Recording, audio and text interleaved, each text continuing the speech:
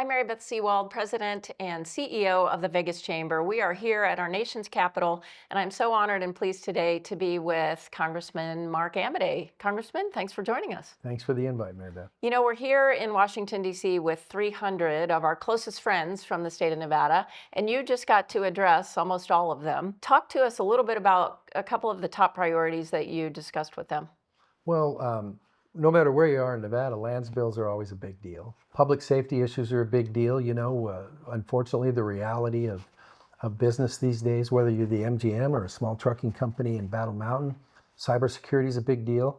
So we've been able from the new position to make sure we bring all the cybersecurity experts from the CISA agency to Las Vegas a few months ago. We're going to be doing the same thing with FEMA in terms of public safety, hazmat, with some of the stuff that's involved with electric car batteries when they catch on fire and things like that. So we've got TSA is in our budget. So Harry Reid Airport has never been in a better position to make sure that they're on the top part of the radar screen for TSA, just in terms of their procedures, their equipment, all of that sort of stuff. So, it's one of those things when you're handed the ball, you just take it and run as fast as you can, as far as you can.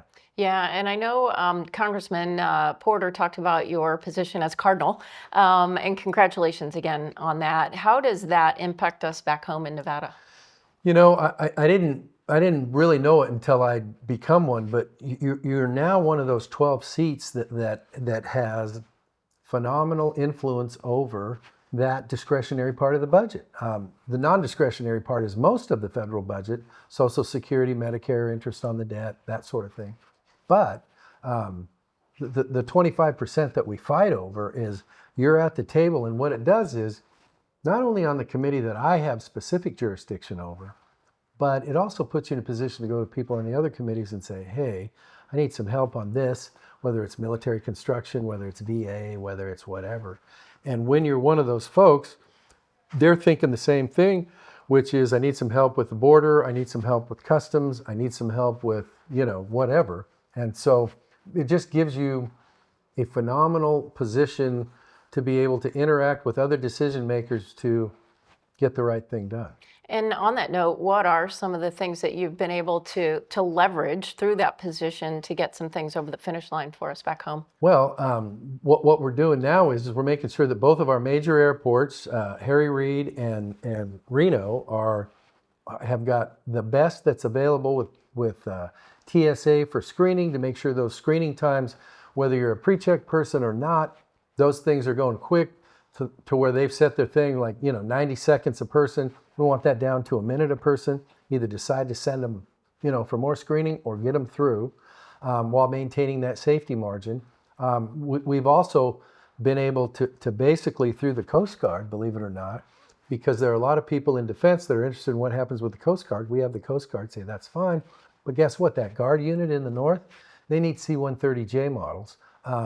Or I'm afraid that their flying mission's going to go away. May not go away next year, but it will. So we've been able to make big strides with that because the Coast Guard's a C-130J customer, other parts of the military of that. So it's put us in a new position to go, hey, here's what we need to happen here. And so we're looking for good things for that unit, as well as the other military stuff.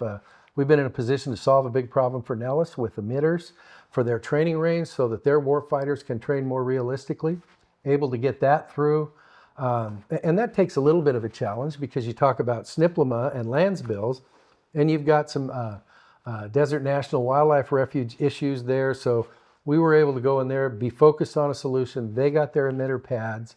And congratulations. We're doing the right thing. We're doing the right thing by the resource too. That sounds like a lot of great leverage, a lot of great progress in at least two very important areas. Yeah. Speaking of lands, you bring that up. I know that's been something you've been working on for quite a while. Where do we stand with our lands? Because we look at economic development. We know that economic development is important. We need to diversify. We hear those conversations all the time. But we are very landlocked, so to speak, with the BLM having so much of our land in Nevada. I think it's an advantage having grown up in Nevada with that, to where you just kind of assimilate an understanding of, and you did a good job of stating it, you're landlocked. If you want to do anything economic development, resource concentrated, anything, you have to go through the lands bill process. And that's all of Nevada. So having some pretty fair familiarity with that, and then knowing that that's a priority regardless of what your community is, from the biggest to the smallest, has allowed us to bring a focus to that every day, regardless of what zip code you're in. And so, it's just something where it's like you can never say mission accomplished. There's always more to do. There's always the next one. Put that one to bed. Okay, move on to the next one. And that's just the reality of Nevada. But in order to do that effectively, you need to A, know the system, and B, know the process, and C, be in a position to influence that so you can get your stuff done. Speaking of knowing the system, you've been at this for a while now, and as we discussed in the room there, you are among the top leaders now with all of your experience and your time spent, and you're able to influence a lot of big decisions.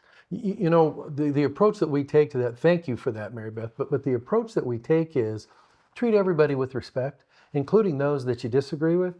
And because you do that, no matter what issue comes up, you're not going, oh God, I wish I'd have been nicer to her. Last week I told her, to kiss old Rose or something like that.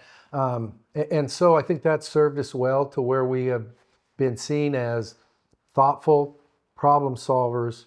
My voting record is what it is, but it's based on thought, facts, and whatever. And so it's put us in a good position, I think, to be pretty effective. Well, Congressman Mark Amodei, thank you so much. You've been a great ambassador and servant to the state of Nevada, and we really appreciate you. Thank you for the invite, Mary Beth. Okay.